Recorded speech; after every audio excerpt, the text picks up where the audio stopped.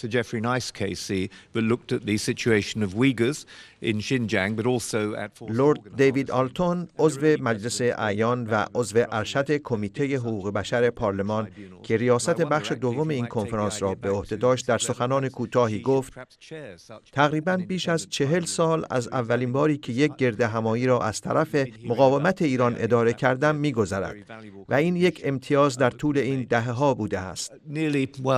Over 40 years since I first sponsored a meeting on behalf of the Iranian resistance, and it's been a privilege over these decades, though a sadness as well, to go on doing so. And one of the reasons I've done it is so that we would be able to hear the voices of victims, a point, Lauren, that you just made, the hearing of voices. And Mrs. Rajavi's voice has been a voice throughout the whole of this time, speaking out for justice. یکی از دلایلی که من در این سالها از مقاومت ایران حمایت کردم این است که بتوانیم صدای قربانیان را بشنویم. در تمام این سالیان صدای خانم رجوی صدایی بود که برای عدالت فرا می‌خواند. لورد دیوید آلتون همچنین گفت که با درخواست لیام فاکس از دولت انگلیس مبنی بر ممنوع کردن سپاه پاسداران به عنوان یک سازمان تروریستی موافق است. وی افزود که زمان آن فرا رسیده است که دولت‌های غربی به ندای رئیس جمهور منتخب مقاومت ایران خانم مریم رجوی گوش فرا دهند. Here I visited the Ashraf camp, Professor, last year. What struck me there was not the viciousness and the brutality that was meted out to the enemies of the Iranian state, which I regard as one of the most malign, twisted and dangerous regimes on our planet. But it was the courage and the dignity and the fortitude of the people who had come through such horrors. That's what impressed me. دکتر لیام فاکس نماینده پارلمان و وزیر پیشین دفاع و تجارت خارجی انگلستان در این کنفرانس گفت سال گذشته از اشرف 3 بازدید کردم. آنچه در آنجا مرا تحت تأثیر قرار داد ظلم و وحشیگری بود که در حق دشمنان حکومت ایران که از نظر من یکی از شرورترین، پیچیده‌ترین و خطرناکترین رژیم‌های سیاره ماست انجام شد. اما این شجاعت و وقار و صلابت مردمی بود که از چنین وحشتی عبور کرده بودند. این چیزی بود که مرا بیشتر تحت تأثیر قرار داد. دکتر فاکس با اشاره به جنگ در منطقه و نقش ویرانگر رژیم آخوندی بر ضرورت لیست‌گذاری سپاه پاسداران تاکید کرد و افزود I have been very surprised at given events in the Middle East recently how little comment there has been about Iran's involvement in the entire situation. I thought Iran will act either directly or through their proxies in the region. They do not want there to be peace between the Arab states and Israel about Iran's malign influence, not just with its neighbors, not just Khomeini's ambition to be the leader of Shia Islam, but the leader of Islam. Its constant destabilization in the region and beyond, its willingness to use murder and assassination as tools politically for the state. I think it is essential that the United Kingdom government takes further action on Iran. I believe that we should proscribe the IRGC, as has been urged on us by our strongest ally, the United States. I think it's an outrage that Iran Air can continue to use our airports, given not least that they were one of the airlines used by Iran to supply drones to help commit war crimes against the people of Ukraine. And I find it incredible that we have 3 Iranian banks operating within a stone's throw of the Bank of England, banks that are already outlawed in the United States. We have got to take stronger action in the UK.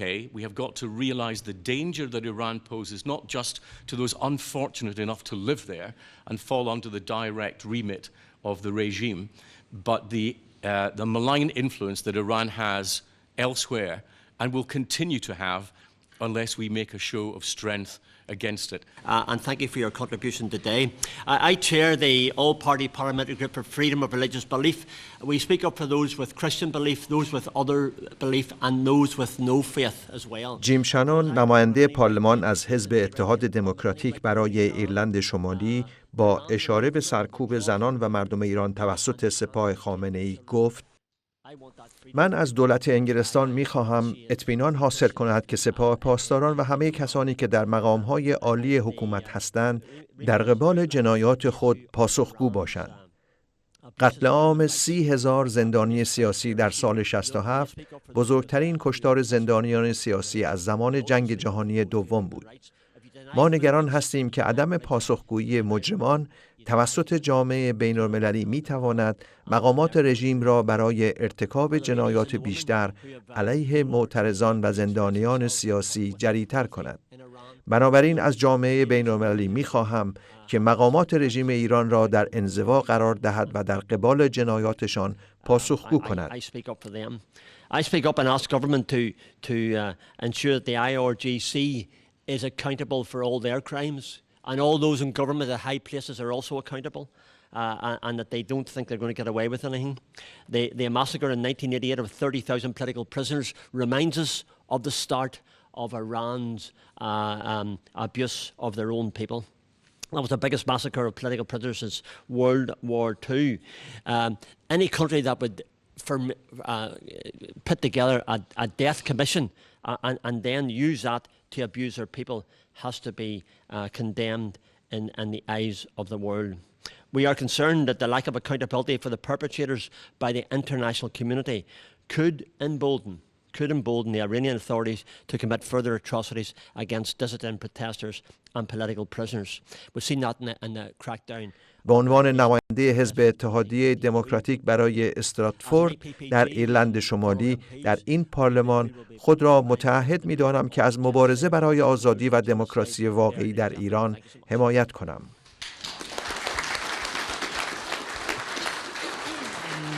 You have my support and that of my colleagues in the Scottish National Party. Another colleague was here briefly.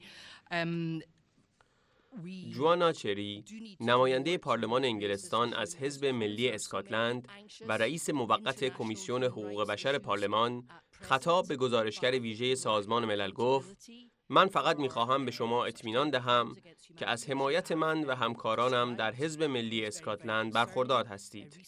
ما باید بیشتر تلاش کنیم تا این موضوع را در مجلس عوام مطرح کنیم. من فکر می‌کنم فقدان پاسخگویی برای چنین جنایات وحشتناک علیه بشریت، همانطور که شما توضیح دادید، بسیار بسیار نگران کننده است. First of all, I'd like to thank Leila for organizing this very important meeting and also say what a pleasure it is to meet you, Professor Rehman, and to congratulate you on the work you do as a special rapporteur. I just want to assure you that you have my support and that of my colleagues in the Scottish National Party. Another colleague was here briefly. A number of human rights bodies, including the Working Group on Enforced Disappearance and the Special Rapporteur, have acknowledged that enforced disappearance has been committed in Iran. In particular, she expresses her solidarity. لورن لیدرل، حقوقدان، به نمایندگی از خانم چری بلر، همسر تونی بلر، نخست وزیر پیشین انگلستان، در این مراسم گفت: همانطور که لورد آلتون اشاره کرده است، من امروز به نمایندگی از خانم بلر اینجا هستم. او بسیار متاسف است که نتوانست شرکت کند، اما از من خواسته است که همبستگی خود را با سازمان دهندگان و همه کسانی که برای دادخواهی در ایران تلاش می کنند ابراز کنم. به ویژه او همبستگی خود را با گزارشگر ویژه ابراز می کند که همونطور که امروز شنیدیم برای مبارزه با مسئولیت از مجازات تلاش خستگی ناپذیری کرد و بالاتر از همه خانم بلر همدردی صمیمانه خود را با همه قربانیان نقض حقوق بشر در ایران و خانواده‌های آنها ابراز می کند. خانم لیدرل خاطر نشان کرد که تعدادی از نهادهای حقوق بشری از جمله گروه کاری ناپدید شدن اجباری و گزارشگر ویژه سازمان ملل اذعان کردند که ناپدید شدن اجباری در ایران هرچند در سال 1367 انجام شده است، اما امروز نیز در حال انجام است. While Iran bears primary responsibility, as we've said today, the international community cannot stand idly by. States, particularly those that are signatories to the Convention on Enforced Disappearance or those who make statements regularly on the UN Day that commemorates enforced disappearance, such as the UK, owe it to the victims of Iran's 1988 massacres, but also to the victims of today's violation, to support, encourage, and aid any form of justice procedure. Of course, a crucial first step is recognizing that the 1988 massacre and that the violations that occur today are gross human rights violation and crimes against humanity. This, in and out of itself, is certainly powerful, and it is the right thing to do. Of course, one needs to have the right legislation. States, of course, can also use their political influence on the international stage to advocate for the setting up of either an international tribunal or an investigative mechanism. The Special Rapporteur today has specifically called for the setting up of an independent fact-finding mission. And this is therefore something that needs to be advocated. The United Kingdom has a powerful voice, and it's a voice it must use. And therefore, ultimately, what we can see is that the international community, including the UK, in fact has the tools to seek accountability for the 1988 massacres and for the violations that are occurring today. And as such, it has a responsibility to use them. Thank you.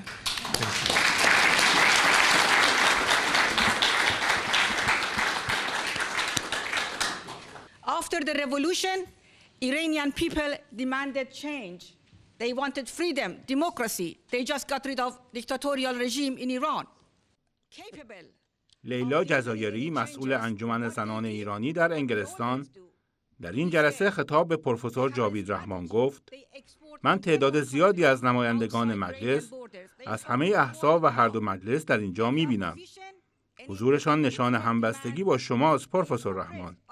این نشان دهنده تعداد اعضای مجلس به کاری است که شما انجام می‌دهید و تضمین می‌کند که قتل عام 67 توسط سازمان ملل به رسمیت شناخته شود و رژیم ایران برای ارتکاب جنایت از جمله این جنایت شنیع پاسخگو باشد.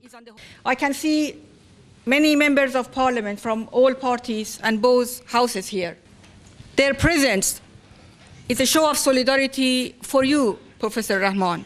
It demonstrates the commitments of members of parliament to the work that you are doing, ensuring that the massacre of 1988 is recognized by the United Nations and that the Iranian regime is held accountable for committing atrocities, including this heinous crime. I'm one of the survivors of the massacre 1988, during which 30,000 political prisoners were executed. احمد ابراهیمی یکی از شاهدان قتل عام 67 در این کنفرانس گفت: من 10 سال در ایران زندانی سیاسی بودم. من یکی از بازماندگان قتل عام سال 67 هستم که طی آن 30,000 زندانی سیاسی اعدام شدند. اخیراً یک دادگاه در استکهلم برگزار شد.